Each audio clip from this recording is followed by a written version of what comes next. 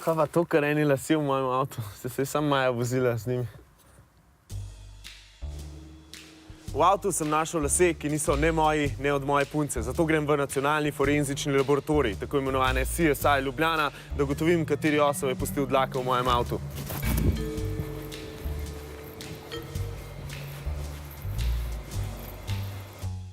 To je Jurij Majdič. Po poklicu je forenzik in dela za policijo. Njegovo najmočnejše orožje ni pištola, ampak znanje. Ja, iz enega lasu lahko marsikaj razberemo. Lahko v kakšni fazi rasti je bil, ko je izpadel oziroma je bil izpuljen. Potem lahko razberemo barvo las. Spola ne moremo ugotoviti z morfologije. Jaz mislim, da gre za moškega. Ja, čisto mogoče, ker je pravzaprav relativno kratek las. Ne moremo tega trditi, ne. Lahko je, lahko ni. A lahko ugotovite, če je ta človek zapeljiv? To pa težko, ne. Lahko rečem, da je mogoče temno las ali svetlo las, da je blond. Zdaj tale las, tako, če pogledamo, približno je dolg kakšnih 5-6 centimetrov. To je eno tako poprečno, rekel, lasišče, to se pravi. Očitno je brez lasnega stržena oziroma medule.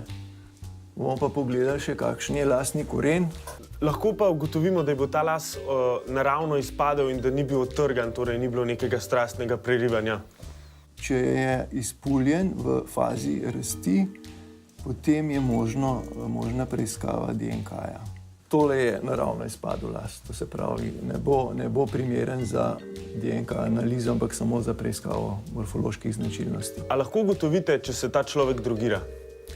Značilnosti tega ni mogoče razbrati. Se pa seveda to da z raznimi kemijskimi analizami, ki pa jih pri nas ne opravljamo, ampak je to delo na Inštitutu za sodno medicino. Lahko pa potrdimo, da se ta človek ne barva in da je to naravna barva, ker Maja se barva. Tako, ta naravna barva se lepo vidi, to pigmentiranost, naravno pigmentiranost lasu. Odlično, hvala lepa za informacije. Malenkost.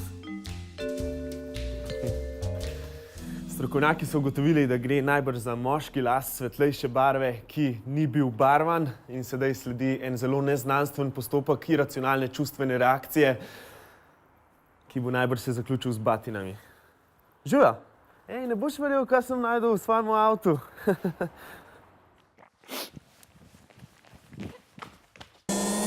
Če vam je bil ta video všeč, se naročite na naš YouTube kanal.